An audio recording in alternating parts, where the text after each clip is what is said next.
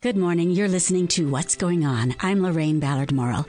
Exercise is the key to a long and healthy life. But a lot of our kids are not getting the exercise they need, which is why we're going to tell you about the Healthy Kids Running Series.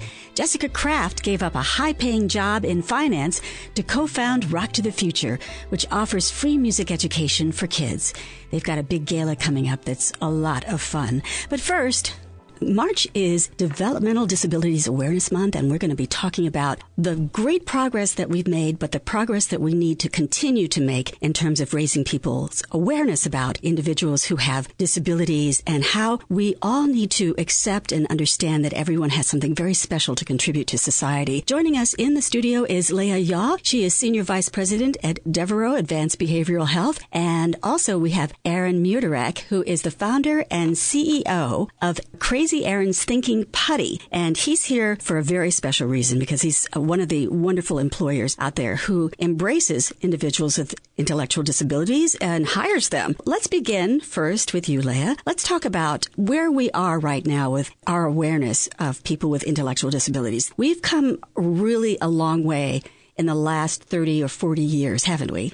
We have, Loraine, and we really owe thanks to folks like you who are helping us expand awareness of this really critical issue. I think that for individuals with intellectual and developmental disabilities like autism, and there are others, of course, gaining meaningful employment and engagement with community members, leading a fulfilled life is really sort of the next most important thing we can do to help this group of folks. There's a lot that's been done with supported living and community living. There's a lot that's being done with other kinds of therapies. But employment for any adult is really the key to a meaningful and engaged life. We know that. For kids, it's doing well in school. For any adult, regardless of ability, it's about doing well in life and work. And that is not something that needs to be set aside from folks with disabilities. And I think as a society, as employers, as providers for this community, finding ways to support individuals in having meaningful employment is really the next most important leap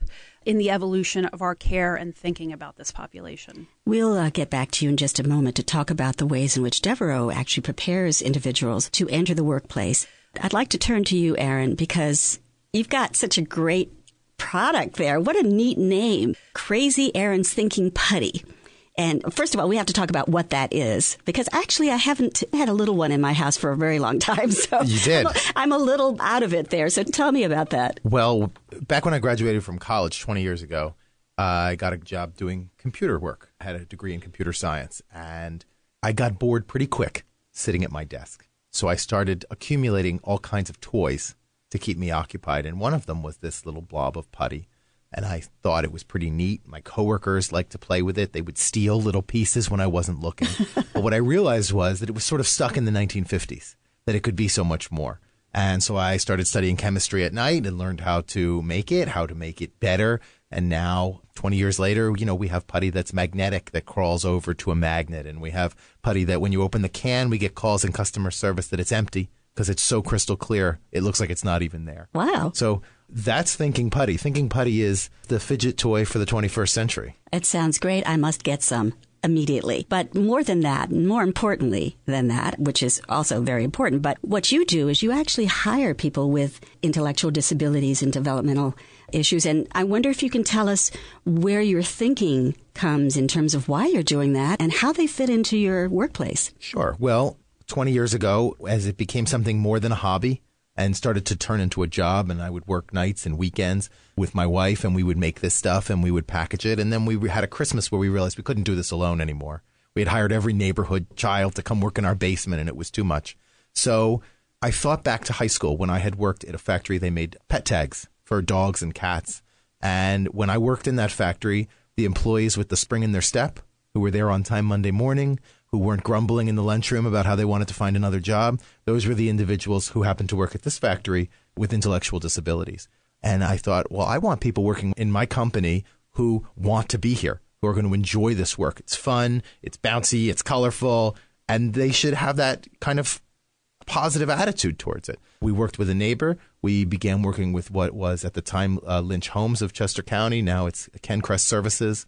And we found a match. We started working with them to identify individuals who could do the different tasks required to do our assembly operations. And it went from there. That was probably 18 years ago. That is wonderful. How many people do you employ?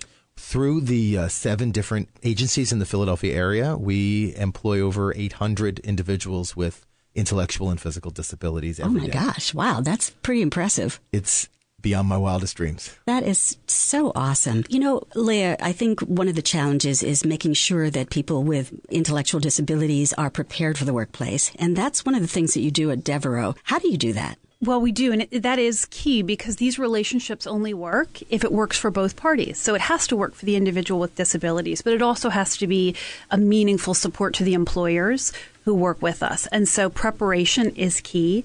And Devereux does that in many ways. Folks across the ability spectrum can work in a variety of settings. Some of the individuals at Devereux work in what is called a sheltered workshop environment. And there's a lot of discussion about whether that's really the way that employment should work in the future or not. And then we have a whole group of individuals who work in true community settings with employment coaching wrapped around them. So it really is about understanding the individual as a person, exploring their unique needs, and finding a support that works for them to make them a meaningful part of an employed situation with an employer. A lot of that is about coaching and preparation.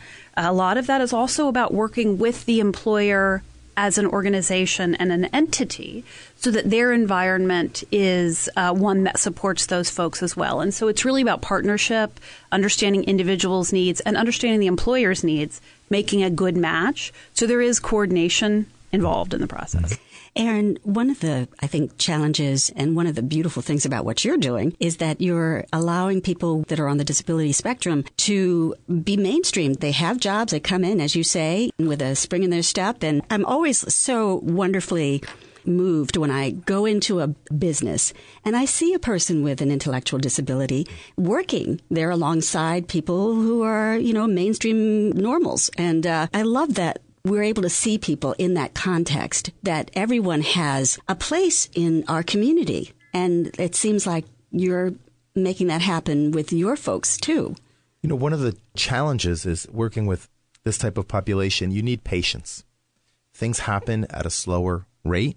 I think as a society, and I know in business in particular, everything is now. I have individuals who've worked with us where it took 5-7 years for them to develop kind of basic skills to get to that next level, to maybe go from total illiteracy to the ability to read in a factory environment the signs and different areas that they would need to be able to get along. But to have that patience means that you build a loyalty with that person, that when they achieve that goal, then they really become invaluable to your organization. Mm. And one of the things that we're doing, because this has been a long road as we've grown, is we're expanding our facility. We're opening a new facility in Norristown with much more room, much more ADA access, so that we can continue to shift individuals from a sheltered workshop setting into a mainstream environment. Mm. And hopefully, you know, make as many opportunities for as many people as possible. Well, that's even more exciting. I wonder, Leah, if we can talk about the Americans with Disabilities Act, which was passed about 28 years ago. And it's opened things up so much for people who have disabilities. But I understand that there are some efforts to pull back on some of the great progress that was made as a result of that legislation. And I wonder if you can talk about that a bit. Sure. And I think it's really important to understand that as a society, we must make a commitment to supporting all people who are part of our society. I mean, it's really an ideology that requires a broader mindset about how to make our environment, our living environments, our working environments work for all people. And so that's really the goal of the Americans with Disabilities Act, is to make environments friendly for all folks, regardless of ability. There are some efforts afoot to make, we'll say perhaps, a misguided thinking that the Americans with Disabilities Act makes workplaces more difficult for employers.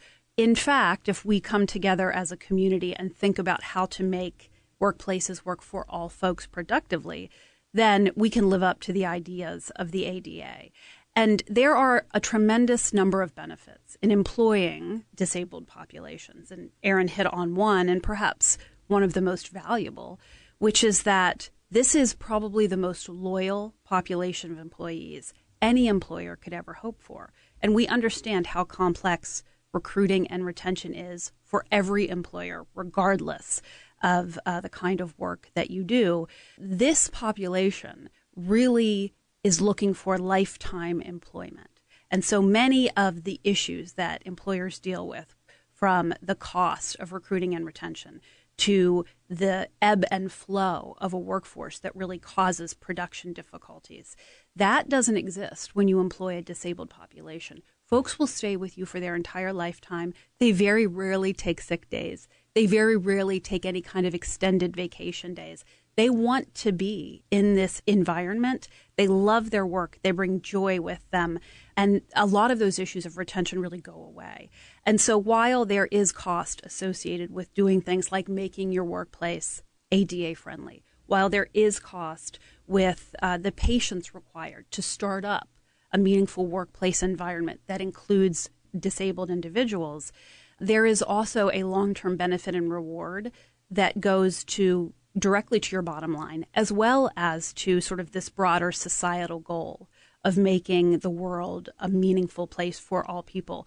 So let's just be careful, I think, that we don't really gain a short-term benefit and risk what is a long-term gain for society by living up to the original goals of the ADA. Right. And as we move forward in our world and in time, we are faced with the possibility of a shortfall in the workforce. And there's a lot of folks who are anticipating that we may need workers and need to find workers in lots of different areas that maybe we didn't think about before. And clearly, you make some very good points that we have a loyal workforce, an enthusiastic workforce among those who are on the ability spectrum. And Aaron, you are a great demonstration of the fact that this can actually work very well. Thank you. Thank you. I've found individuals with physical and intellectual disabilities also to be a real inspiration to the rest of our workforce.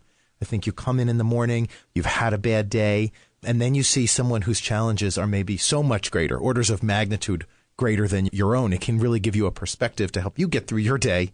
And I think then there's a synergy because there's an energy there in the working environment amongst employees to recognize that we're working towards a common goal here and that people from all different backgrounds and ability levels are able to contribute. Well, I just love what you're doing over there, Aaron, and I need to get some of that magnetic putty because it sounds really fun. I want to thank you both for joining us. Leah, if people want to know about Devereux Advanced Behavioral Health, how do they find out more? The best way is through our website, devereux.org. And Aaron, if people want to find out more about obtaining some Crazy Aaron's Thinking Putty, go to Crazy Aaron's Putty World, puttyworld.com, PUTTYWORLD. Of course. Well, Leah Yaw, who is Senior Vice President at Devereux Advanced Behavioral Health, and Aaron Muderick, who is the CEO and founder of Crazy Aaron's Thinking Putty. I want to thank you both so much for joining us here today as we mark March Developmental Disabilities Awareness Month. Thank you. Thank you. Thank you.